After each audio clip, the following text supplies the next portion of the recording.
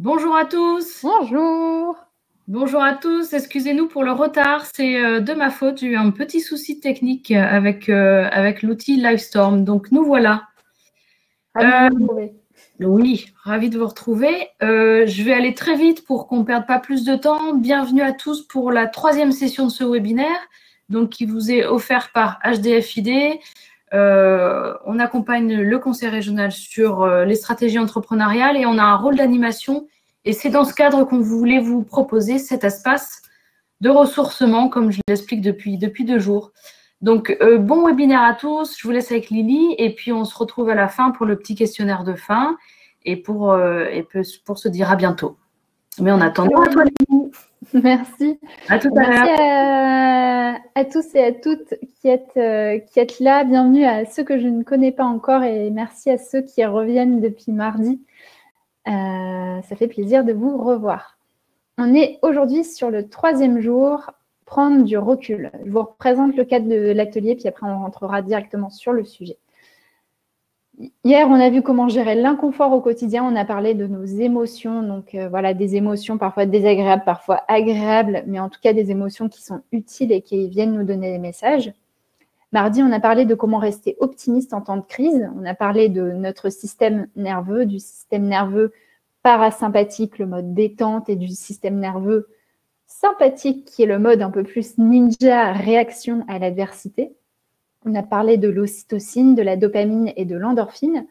Et aujourd'hui, on va parler des mécanismes qui nous permettent de prendre du recul pour mieux voir l'ensemble. Donc, une fois qu'on a boosté un peu nos hormones positives et agréables, une fois qu'on a accueilli les situations désagréables, qu'est-ce qu'on fait pour prendre du recul et se remettre en mouvement? Donc, je vous rappelle le déroulé pour ceux qui étaient là et pour ceux qui n'étaient pas là, je vous le présente. On va décortiquer ensemble le thème du jour. Je vais vous présenter les différentes recherches qui ont été menées à ce sujet et je vais vous présenter différents points de vue théoriques là-dessus. Des moments de témoignage, d'outils pratiques. On va expérimenter quelques outils et ensuite des éléments pour aller plus loin. Et vous recevrez dans l'après-midi ou demain, vous recevrez tous les supports de toute la semaine. Le cadre, interactivité, donc continuer de poser des questions, un maximum de questions, d'avis, de tout ce que vous avez à dire. Utilisez le chat pour que ça soit au maximum interactif. Je propose de fermer vos téléphones, de fermer vos différents onglets pour pouvoir être pleinement présent ici. Jouez le jeu, testez, essayez les différentes choses que je vous propose et surtout, gardez votre libre arbitre, prendre ce qui est bon pour vous, ce qui est utile pour vous et ce qui ne vous correspond pas et même ce avec quoi vous n'êtes pas d'accord, et bien tout simplement, vous le laissez. Pour ceux qui ne me connaissent pas, je représente très rapidement mon parcours. Je viens plutôt du milieu de l'accompagnement à l'entrepreneuriat à la base et c'est comme ça que je connais HDFID et j'ai peut-être déjà travaillé avec certains d'entre vous d'ailleurs. Donc, je travaillais avec Enactus et puis après, j'ai exploré en parallèle la voie de la psychologie positive et de la connaissance de soi, comment se sentir bien, comment bien se connaître, et en même temps le côté formation de formateur, pédagogie. Et donc aujourd'hui, je mélange ces deux passions et j'y rajoute un ingrédient qui est l'intelligence corporelle, qui est d'utiliser notre corps tant dans la formation que dans le fait d'aller bien et de bien se connaître. Alors, pour vous rappeler ce qu'on s'est dit lundi, quand on parle d'optimisme, de prendre du recul, il y a déjà une première chose qui se passe au niveau de notre système nerveux parasympathique. Donc, le système nerveux parasympathique, pour ceux qui n'étaient pas là lundi, c'est la partie de notre système nerveux qui va nous permettre de digérer, qui va nous permettre de gérer toutes les fonctions qui sont liées au repos, à la maintenance de notre corps. Et c'est aussi le système nerveux qui va nous permettre d'être relaxé, d'être en mode détente. Alors que le système nerveux sympathique, c'est plutôt le système nerveux de combat, de réaction. C'est celui qui va être activé quand on va vouloir se remettre en mouvement. Mais c'est aussi celui qui va être lié à toutes les réponses de stress. Et l'idée, c'est que quand on veut reprendre confiance et se remettre en mouvement, le but du jeu, c'est de venir réactiver ce système nerveux parasympathique, de basculer du mode sympathique au mode parasympathique. Et derrière, ça va neuronalement, hormonalement, ça va nous permettre d'avoir une meilleure capacité à prendre du recul et donc de générer cette capacité à agir.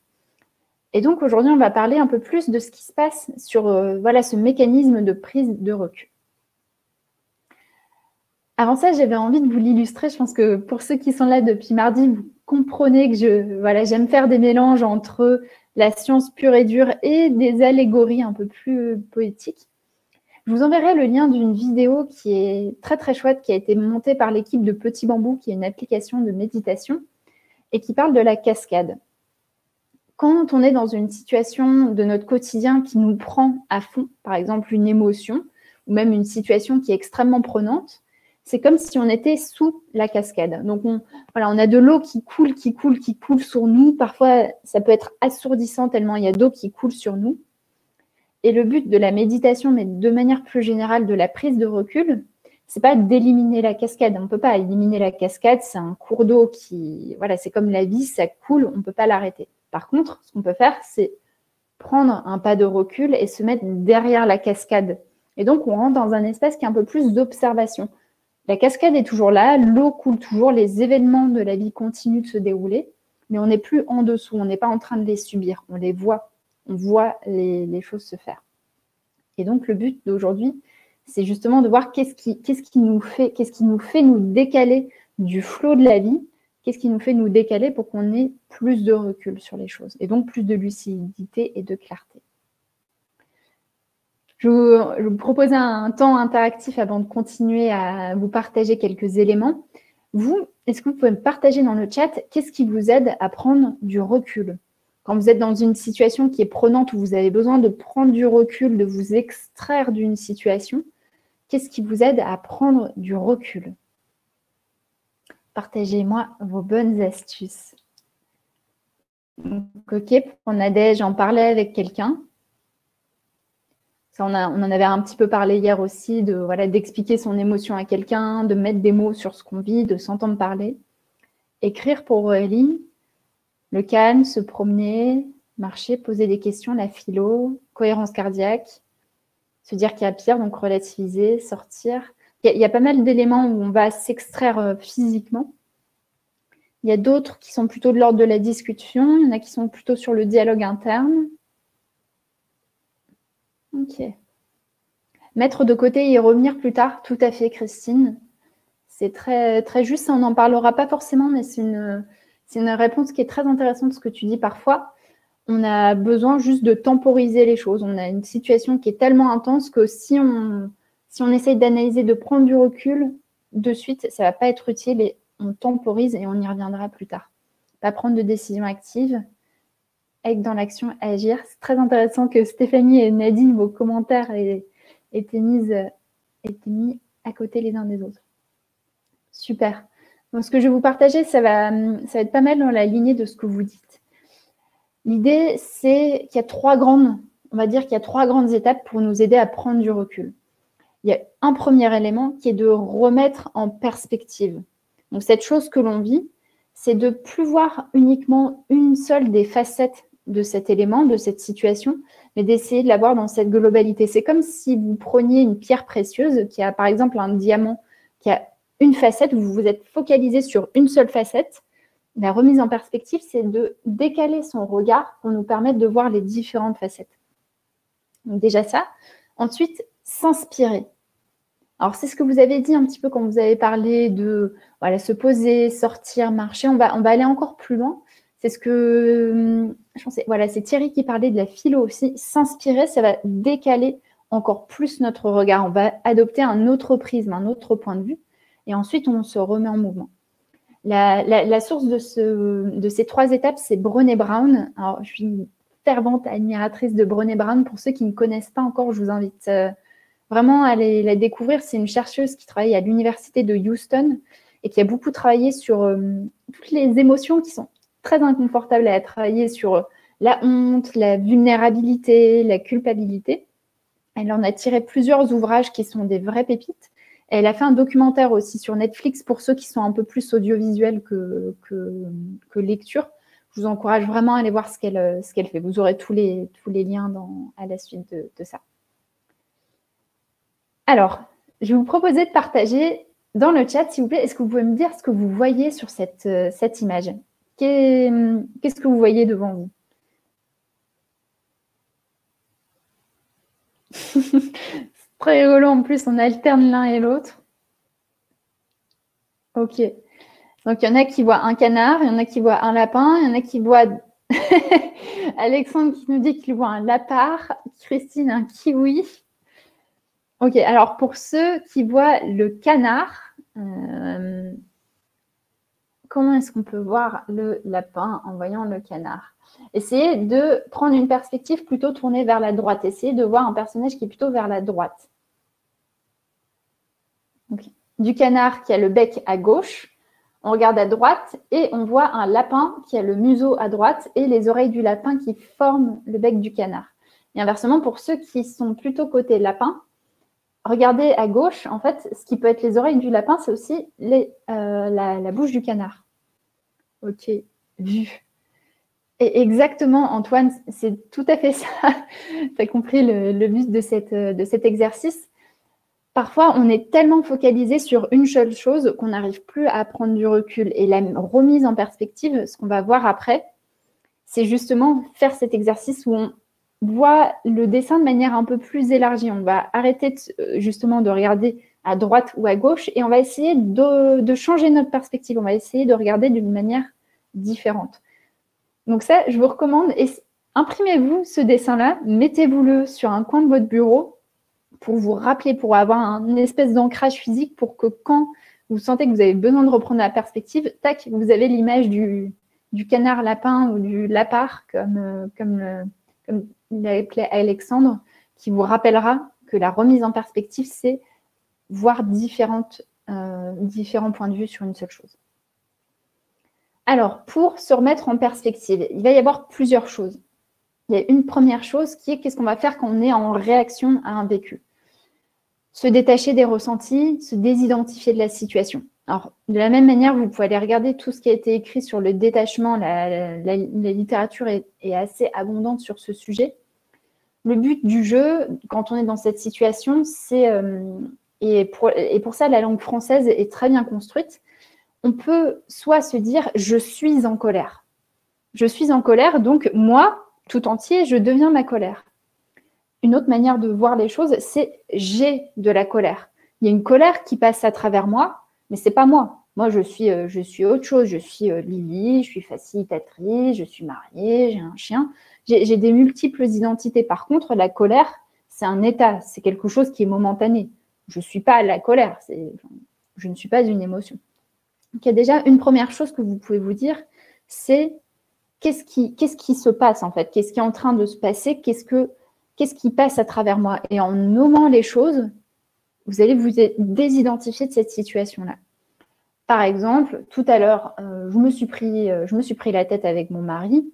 Je ne suis pas à la prise de tête, c'est juste quelque chose qui passe et c'est un état. Et pareil, et de la même manière, la prise de tête qu'on a là, ça ne nous définit pas. On s'est pris la tête 2 minutes et puis après, c'est passé. Tout simplement donc. Se détacher des ressentis, se désidentifier de la situation. Je ne suis pas ce qui m'arrive. Ce qui peut vous aider à faire ça, donc il y a un côté un petit peu mental, donc qui est au niveau du dialogue mental, qui est ce que je viens de vous expliquer. Et après, il y a d'autres choses aussi qui peuvent vous aider à faire ce détachement-là, se remettre en mouvement. Si on focalise notre attention sur le mouvement de notre corps, le dialogue mental va un petit peu se calmer, ou en tout cas va changer de tonalité. De la même manière, vous pouvez faire une pause. Quand, par exemple, vous sentez que dans une équipe, vous êtes en train de vous prendre la tête, vous pouvez arrêter la réunion momentanément, faire 2 minutes de pause, et ça va vous aider à vous détacher de ce ressenti très fort. De la même manière, si à un moment vous êtes coincé parce que là, je vous parle de la colère, je vous parle de la tristesse, mais il y a d'autres situations qui sont peut-être un peu plus neutres. Mettons, je dois trouver un titre pour un prochain webinaire que j'organise pour des entrepreneurs. Ça fait 2 heures que je suis dessus, j'y arrive pas, je bloque. Je vais aller dehors, je vais aller regarder la nature et ça va m'aider à voir quand je vais revenir sur ma feuille, ça va m'aider à voir les choses de manière différente. Donc, remettre en perspective, c'est voilà, commencer à se décoller du vécu. Ensuite, vous pouvez faire, donc ça c'est ce que vous allez faire en réaction, donc il y a quelque chose qui se passe et comment est-ce qu'on réagit par rapport à ça. Et il y a aussi des choses que vous pouvez faire en prévention. Et là, ce que je vous recommande, c'est de vous caler des moments dans vos journées, dans vos semaines, dans vos mois, que vous pouvez presque ritualiser, des moments qui vont vous aider à avoir ces habitudes où vous allez remettre les choses en perspective. Par exemple, vous dire que tous les midis après déjeuner, vous allez prendre 10 minutes pour aller dehors, vous aérer, respirer, être sans téléphone. Vous pouvez faire un Shabbat digital, une digital détox. Le Shabbat digital, c'est l'exemple d'un auteur qui travaille à l'université de Harvard, je vous ai mis la référence du livre, qui lui, du vendredi soir au samedi à la tombée de la nuit, coupe complètement tous les outils digitaux. Donc, il coupe le téléphone, coupe l'ordinateur, il ne met même pas de musique et il rentre dans un espace qui est tout à fait différent de son espace au quotidien et qui lui permet de régénérer sa capacité à prendre du recul au long terme. Moi, par exemple, tous les mois, je fais un bilan de fin de mois sur mes activités d'entrepreneur. Et ça, c'est quelque chose que vous pouvez faire sur vos activités professionnelles. Qu'est-ce qui a bien marché? Qu'est-ce qui n'a pas bien marché? Qu'est-ce que j'ai aimé? Qu'est-ce que j'ai moins aimé? Qu'est-ce que j'en apprends? Ça, c'est quelques exemples sur ce que vous pouvez faire en prévention. Parce que le fait de remettre en perspective, c'est certes ce que vous pouvez faire sur le moment T, mais c'est aussi un muscle que vous pouvez développer au fur et à mesure du temps. Et plus vous allez vous créer des espaces dans vos semaines, dans vos journées, où vous avez ces bulles d'air, où vous savez qu'à ces moments-là, vous allez pouvoir reprendre de la perspective, plus ça va vous aider à réagir du tac au tac sur les moments qui sont peut-être en situation de stress. Alors, ce que je vous propose, petit moment pause, prenez quelques instants pour regarder cette photo. Regardez tous les coins de cette photo, en haut à droite, au milieu, en haut à gauche.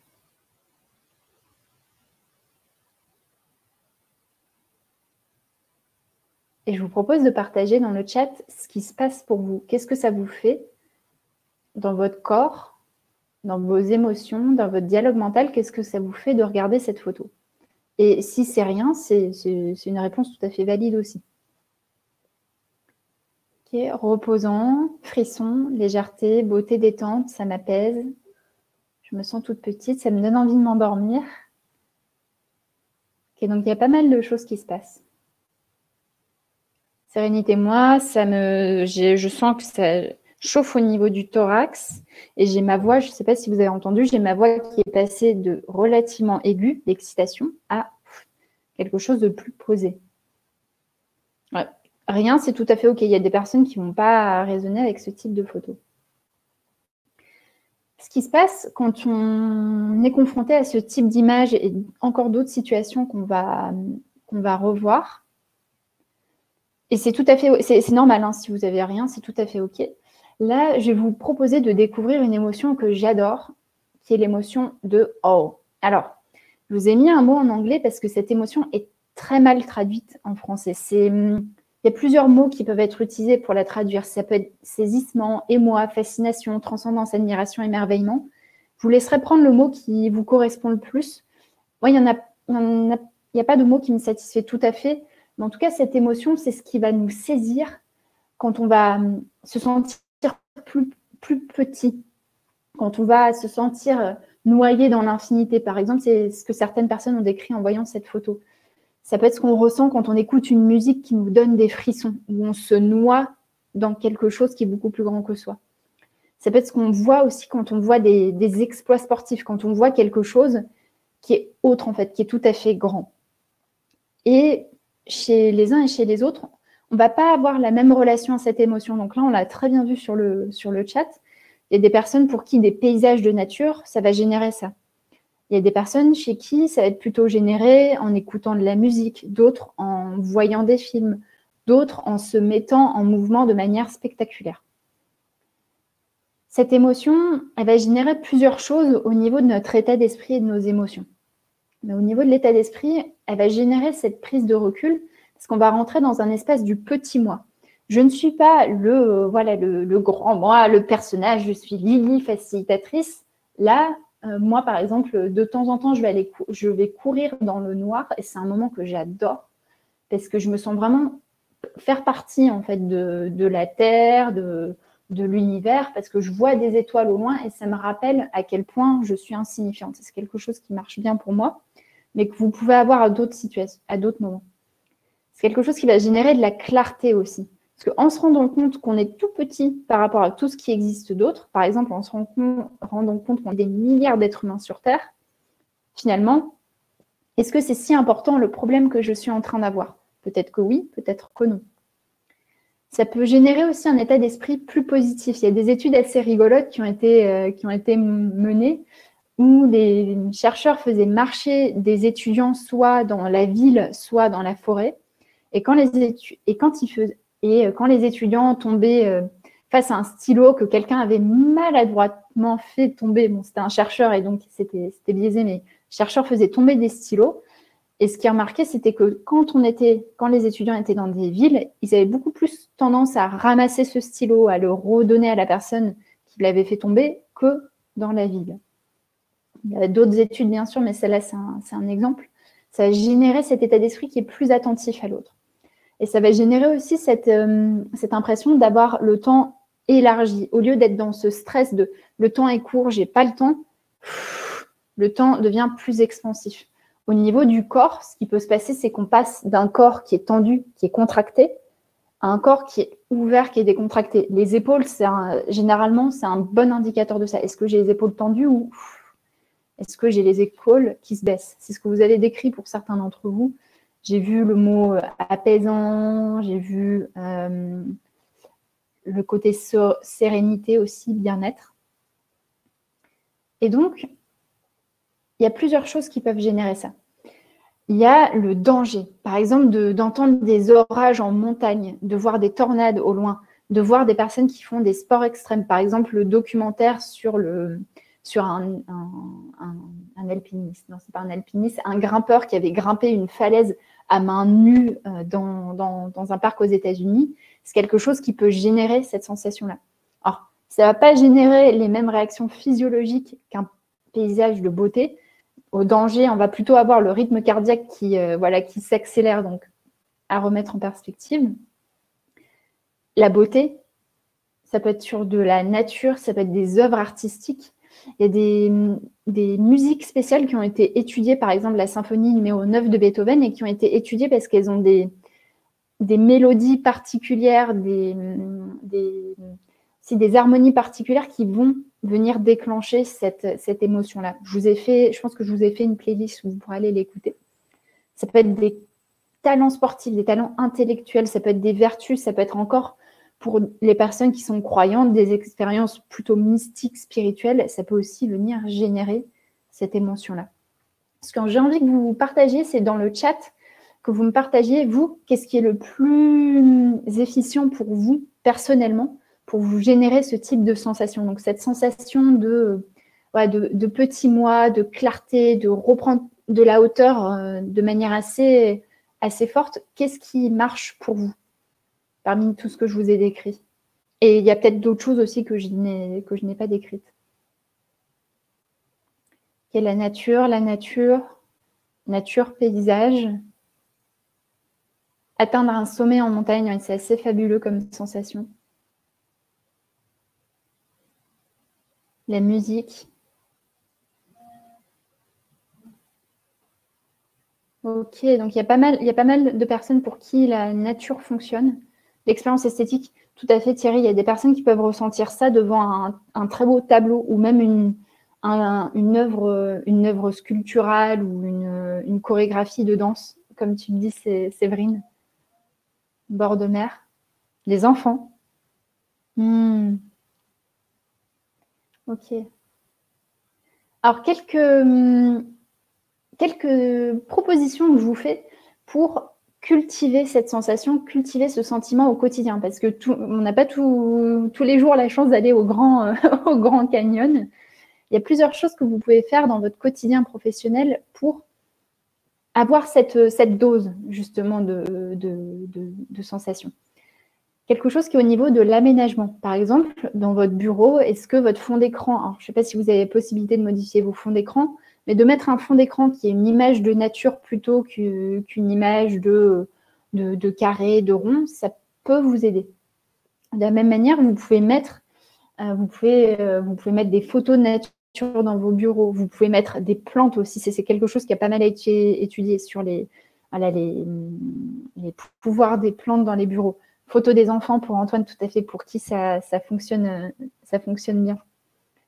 Vous pouvez vous faire une playlist spéciale. Vous pouvez vous faire des pauses musicales dans votre journée. Par exemple, une fois que vous avez travaillé 1 à 2 heures, vous faites une pause musicale de 5 minutes. Vous allez vous écouter une musique qui vous éveille, qui vous fait sentir cette espèce de transcendance. Vous pouvez aussi aller voir des vidéos de la Terre depuis l'espace. Ça marche assez bien. La marche, vous en avez très bien parlé, je ne reviens pas dessus. Et vous pouvez aussi voir des capsules vidéo avec des personnages inspirants. Vous pouvez aller voir des vidéos de 2-3 minutes de discours de Martin Luther King qui vont vous éveiller, qui vont vous faire sentir cet émerveillement, cette stupéfaction devant d'autres choses. Le soir, par exemple, vous pouvez varier vos lectures pour ceux qui aiment lire. Vous pouvez varier des lectures que vous avez avec des biographies de personnes qui vous inspirent. Ça, c'est quelques outils. C'est des outils tout simples, mais c'est vraiment des habitudes à construire au fur et à mesure du temps. Moi, en suivant le MOOC dont je vous ai parlé hier sur le lien entre bien-être et musique, je me suis fait cette playlist de musique et maintenant, c'est devenu une habitude au fur et à mesure de mes journées. Quand je sens que je commence à ronchonner un petit peu sur des éléments, je me mets un air d'opéra bien particulier et tout de suite, je prends du recul. Voilà, ça c'est mon habitude. Je vous invite à revenir sur ce que vous avez dit et à voir comment vous pouvez transposer ça dans votre quotidien. Une autre citation de Meister Eckhart, qui est un mystique allemand du 15e ou 16e siècle, je ne me souviens plus très bien, qui dit « Ce que nous plantons dans le terreau de la contemplation, nous le récolterons lors de la récolte de l'action. » Et là, l'idée que je veux vous transmettre à travers ça, c'est que parfois, il faut faire des pauses. Parfois, le simple fait de faire une pause et de se détacher physiquement de ce qui est en train de se passer, ça va nous redonner l'élan qu'il faut pour l'action.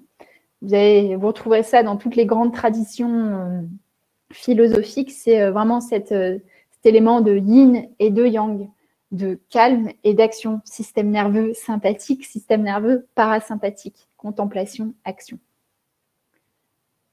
Et ensuite, deuxième étape. Donc la première étape, c'est faire cette remise en perspective qui peut vraiment être aidée par cette émotion de la transcendance, de l'émerveillement. Deuxième étape, s'inspirer. Et là, c'est vraiment dans la continuité de ce qu'on regardait avec le canard lapin. La question à ce moment-là, c'est sur quoi est-ce que je suis en train de mettre mon attention?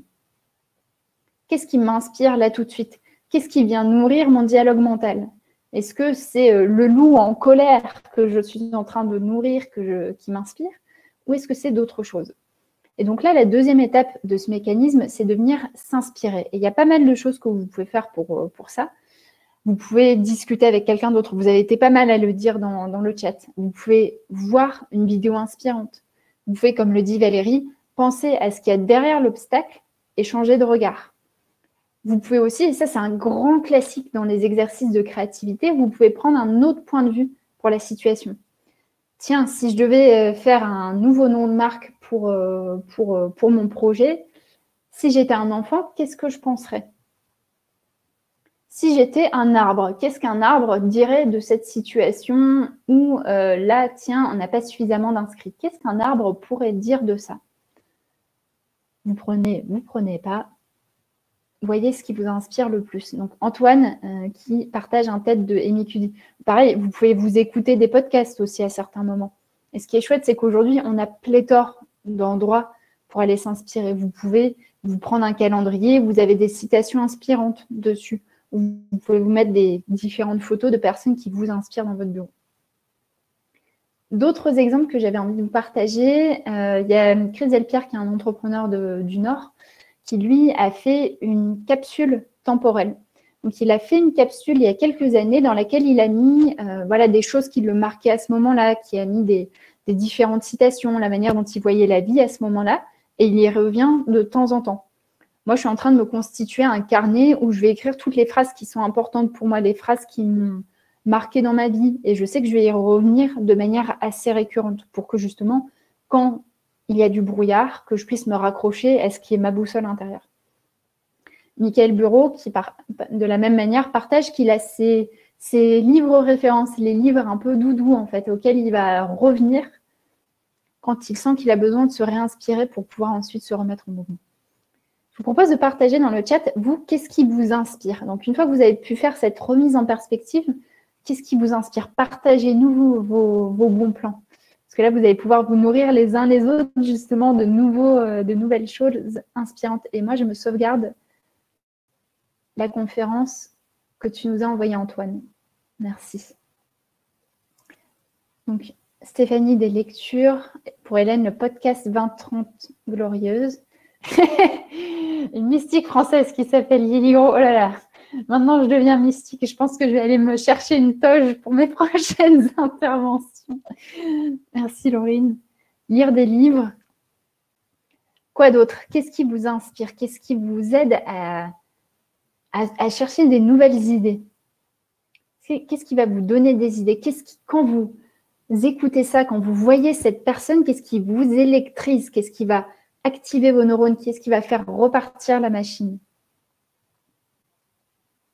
Simon Sinek, Hélène, des témoignages de parcours de vie, retourner dans l'enfance pour Mimoun, j'aime beaucoup que tu parles de ça, merci. Deleuze, des citations positives, le théâtre, parcours de vie de personnes inspirantes. Je vous invite à piocher des bonnes pratiques dans ce qui est dit là. Merci pour vos partages. Hop. Quelques autres exemples. Regardez des vidéos, écouter de la musique, méditer, en parler à ma coach. Donc, d'avoir quelqu'un qui est votre référence. Je l'ai vu dans plusieurs ouvrages, dans plusieurs traditions. Et des personnes qui constituent un peu leur équipe, en fait, leur équipe spéciale où quand ils vont avoir un problème bien spécifique, ils savent qui appeler à ce moment-là. Vous pouvez avoir ces équipes-là dans votre vie personnelle et aussi dans vos vies professionnelles. Qui est-ce que vous appelez quand vous avez besoin? Tiens, je suis en train de concevoir mon animation, j'ai une question là-dessus. Au lieu de rester toute seule face à ça, est-ce que je ne vais pas aller appeler un autre facilitateur qui est sur le même sujet pour qu'on se partage des bons points et des points de vue par rapport à ça? Ça, c'était pour l'étape s'inspirer. Et je vous reparle du pouvoir des rituels. C'est quelque chose que je vous ai un peu disséminé au fur et à mesure de la semaine avec cet ouvrage fabuleux qui s'appelle Le pouvoir des rituels, mais qui est pour l'instant édité seulement en anglais.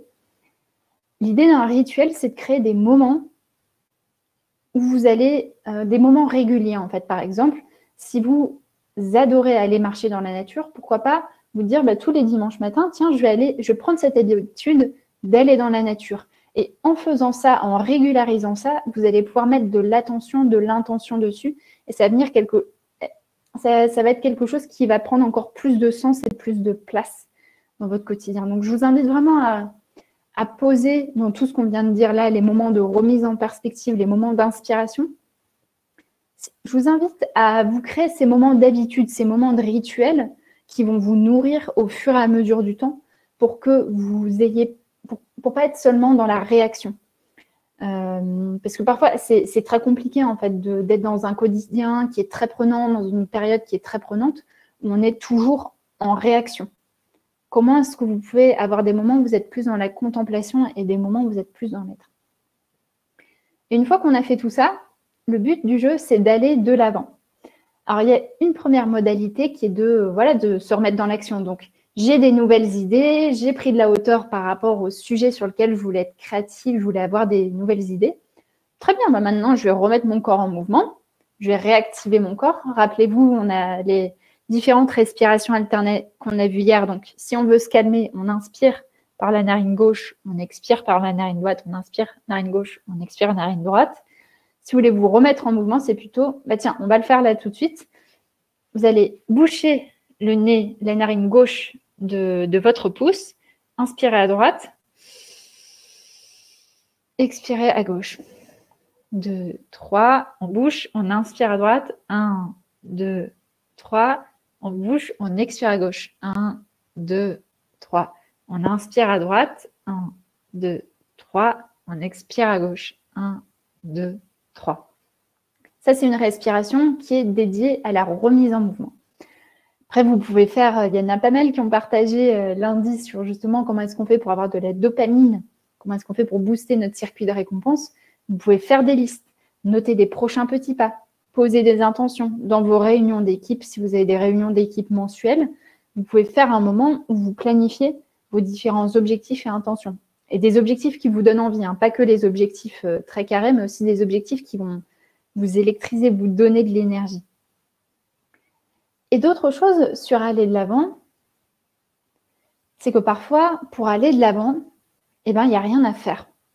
Alors ça va être mon plaidoyer pour une société plus lente, mais je trouve qu'aujourd'hui, on est dans des rythmes de travail et dans des rythmes de vie qui sont très rapides.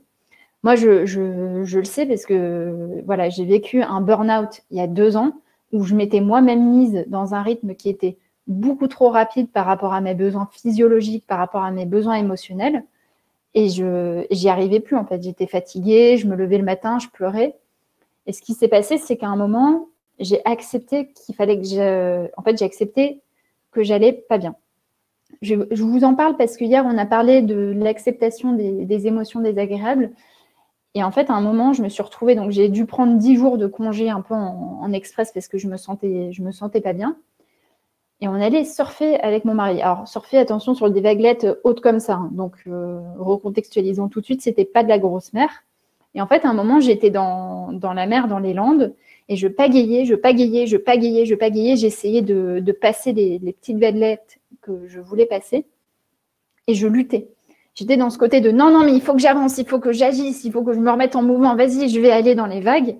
J'y arrivais pas, j'avais l'impression qu'il y avait un courant de dingue, alors que non, vu que c'était des vagues comme ça.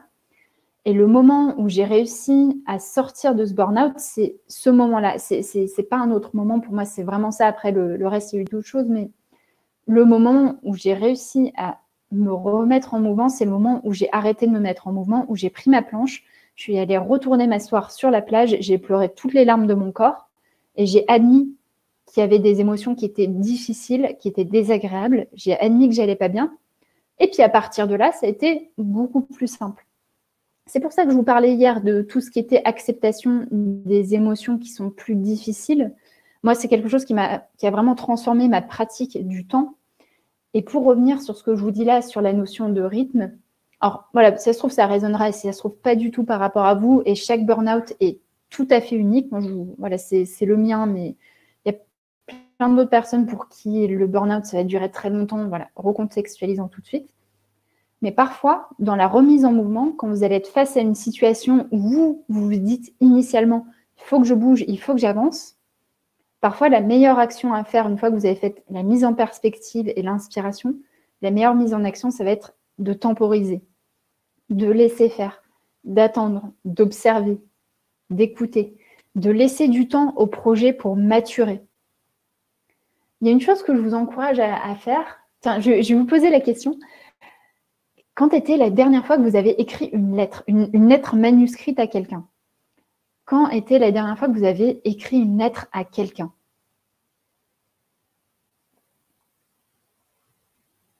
Partagez-moi ça dans le chat. Hélène, il y a 2 mois. Une carte postale? Ouais, ça compte les cartes postales.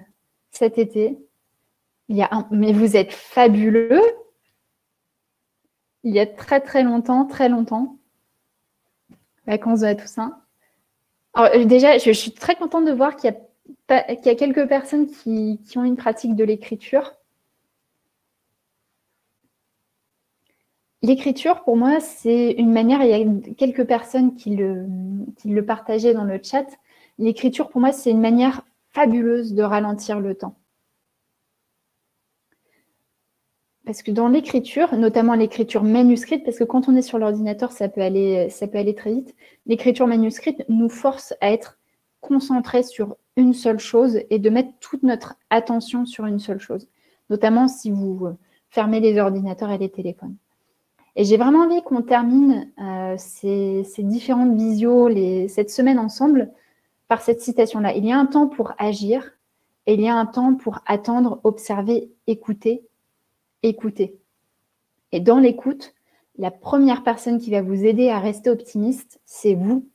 Écoutez, vous, écoutons. Nous, je me le dis à moi-même en même temps. Écoutons-nous, notre corps, notre cœur, nos émotions. En fait, savent déjà ce qui est bon pour nous. Donc, écoutons-nous, faisons-nous du bien, faisons ce dont on a besoin. Et ça sera déjà une grande partie du travail de fait pour rester optimiste.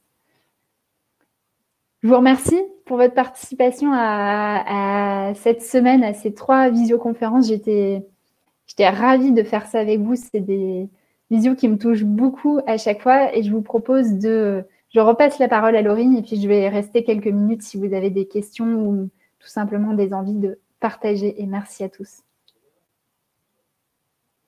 Merci beaucoup Lily. Comme d'habitude, je vous ai remis le petit lien pour répondre au questionnaire dans le chat. Je voulais te remercier vraiment beaucoup Lily parce que c'était 3 sessions vraiment hyper intéressantes, complémentaires et qui font du bien. Je les ai organisées pour les partenaires, mais je dois dire que je suis bien contente de les avoir suivies moi-même. Et merci à tous de votre présence parce que du coup, je le disais à Lily hier, pour moi, vous proposez ce genre de webinaire, ça a beaucoup de sens par rapport à mes croyances, à mes valeurs, à ce qui fait sens pour moi dans la vie et dans le travail. Donc, je suis hyper contente de vous voir au rendez-vous. Et puis, j'espère vous proposer des nouvelles choses en 2021. Voilà. Et merci Laurine, et merci Alexandre, et merci Franck. Enfin, voilà, toute l'équipe au global. Ça commence à faire un petit bout de temps qu'on travaille ensemble sur ces sujets-là et sur d'autres sujets. Et merci de votre confiance, parce que c'est des sujets que j'ai vraiment à cœur, moi, de diffuser. C'est extrêmement agréable de travailler avec vous, sachant que vous me laissez les mains très libres dans ces sujets-là. Et merci de votre confiance. Et merci Laurine pour tous les éléments de préparation. J'ai adoré faire ça avec toi. Ouais, c'est cool. Avec plaisir à tout le monde. Alors Thierry qui demande comment partager les rediffusions avec mes collègues. On va vous envoyer un mail. Donc moi, ce que j'aimerais faire, c'est un mail qui reprenne les liens vers le site de Lily où vous retrouverez toutes les ressources qu'elle vous a partagées. Donc j'imagine c'est sa présentation plus les ressources qu'elle a évoquées à l'oral et pour lesquelles elle a pris note sur le côté. Et nous, on devrait pouvoir mettre cette semaine les replays sur notre chaîne YouTube. Donc, dans ce mail, vous aurez les liens vers ces replays et vers les éléments de Lily. Et donc, Thierry, vous n'aurez plus qu'à transférer ce mail-là. Et oui, il y aura les playlists aussi. Après, voilà, sur les playlists, c'est mes goûts personnels. Donc, si ça se trouve, vous n'allez pas du tout aimer, prenez ce que vous voulez dedans. Ça, c'est une super idée, les playlists. Il y a 2 semaines, Alexandre nous a proposé de faire une playlist des collègues et pour s'octroyer des temps de pause ou pour travailler en musique. Et c'est super chouette aussi de découvrir les univers de ses collègues. C'est un super moment. Je trouve que c'est un super outil pour créer du lien social parce que tu vois, par exemple, hier, tu as parlé de Ella Fitzgerald et je sais que ça m'a marqué parce que j'adore Ella Fitzgerald et je me suis dit, ah tiens, on a un point, une accroche là-dessus sur la musique. Et ça peut vraiment rassembler des personnes. Rassembler ou se permettre de se découvrir, je trouve aussi. Tout à fait. Ça fait plaisir de voir tous les témoignages positifs dans le chat. Merci Florence. Merci Carole. Ouais, merci Carole, avec plaisir. Du coup, merci parce que hier, vous avez mis pas mal d'idées pour des prochains sujets, donc ça, c'est cool. Oui, en vrai, si on peut, on ferait des webinaires physiques. C'est très génial. Je préférerais aussi. Merci Carole. Merci Stéphanie. Merci Alexandra. Merci Isabelle, à bientôt. Ah oui, et puis n'hésitez pas, je mettrai mon lien LinkedIn dans la présentation, je vais le faire de suite, comme ça je n'oublie pas. Parce que je partage très souvent des témoignages inspirants, différentes choses, les bons plans, les techniques, les inspirations. Je partage assez souvent sur LinkedIn, donc je mettrai ça si vous voulez suivre des inspirations. À bientôt. Au revoir.